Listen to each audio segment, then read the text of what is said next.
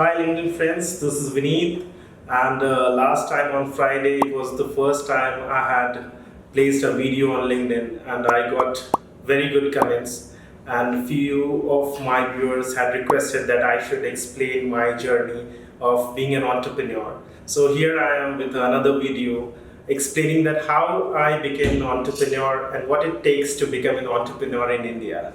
So I started my journey as an entrepreneur in Pune. I did my MBA and then I got placed in one of the most reputable market research companies in India. It was into syndicate market research. And there, that was the first time wherein I saw a huge potential in the market of a market gap that I could see for new entrepreneurs. And there I was working at an executive level, and I could see that the company was focusing more on tier one clients. And I could see that market research can be used by a lot of young startups, SMEs, and that was a trigger point. So for an entrepreneur in entrepreneur's life, there would be always trigger points wherein you will get to understand that when I have to start a business. So there would be a lot of people who will say that I plan out business, or I want to plan out how I want to get into business. So business is something that comes from the normal daily work that you do. So wherever you see a gap, that is an opportunity. So when I was working in this market research company, I saw a gap that the market was big. It could be targeted on SME. It could be targeted for startup companies as well.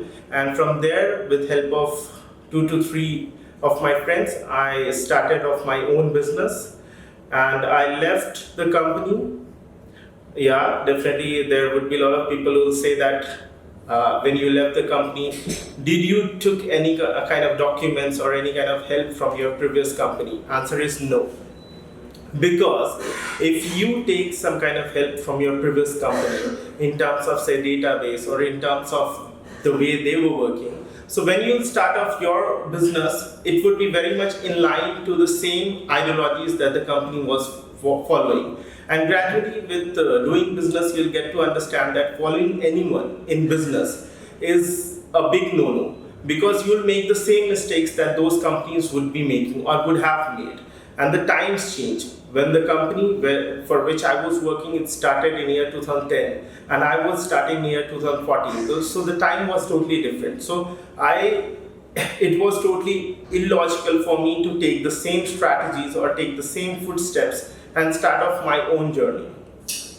So I started my journey in apartment, and I come from a very humble background wherein my mother and father both are professors.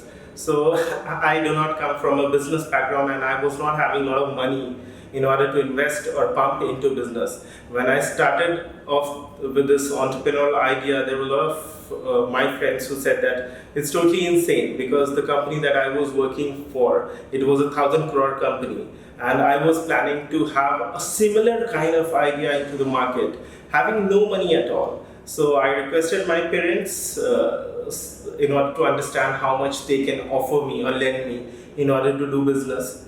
And they were kind enough to give me a mark of around, they were ready to give me at least 10 to 12 lakhs in order to start this business. But there was a condition that they were not ready to give me 12 lakhs at one go, because even they had to plan. So they were ready to give me 2 lakhs a month.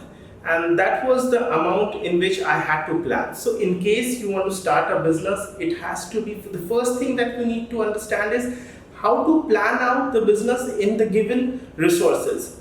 So if you are able to consume the resource effectively, business does not require a lot of money. It can be done even in a small capital. Important is how good the idea is, how you are going to place that money.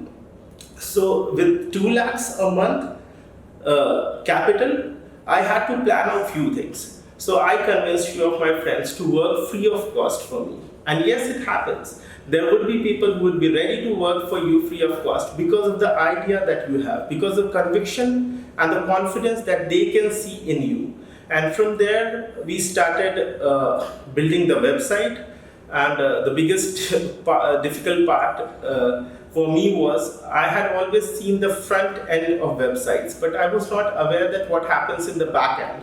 And to all the techies and all the entrepreneurs who are into digital space or who are having a website, nowadays everybody has, so they'll agree with me that website from the front looks very different from the website at the back end.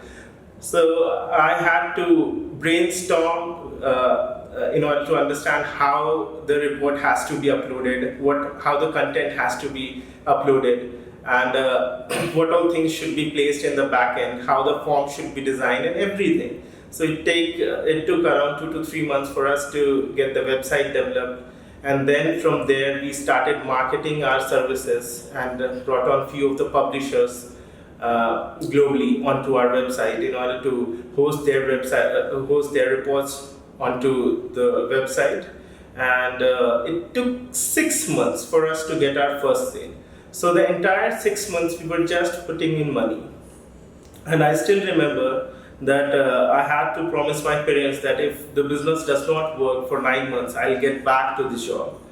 So you also, whenever you are starting an entrepreneurial journey, you need to have an exit strategy if it doesn't work. So when would be that exit happening? So you cannot be attached to the idea that, okay, fine, once I've started it, I'm not going to go back at any cost. No, that's not logical. There would be a lot of people who say that, okay, fine, it is very logical that you should stick with the business plan until or unless it gets successful.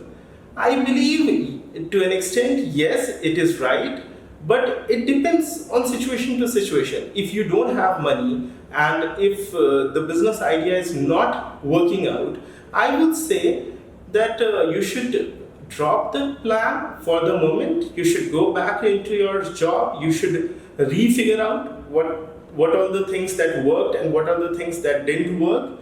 And if in case you can get an investor, that would be great. So you can have all these kind of things pooling together and then again revisit your entrepreneurial idea. For us, it worked after 6 months. We got our first sale, and from there it continued. We got a small office space of around 400, 500 square feet.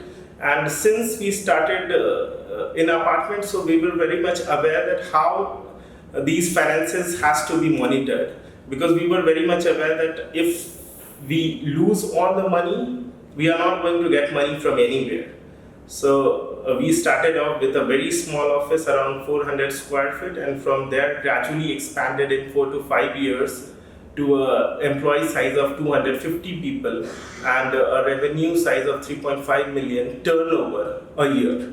So that was the complete journey that I visited, and I would love to hear from my audience what all things they want to know from me.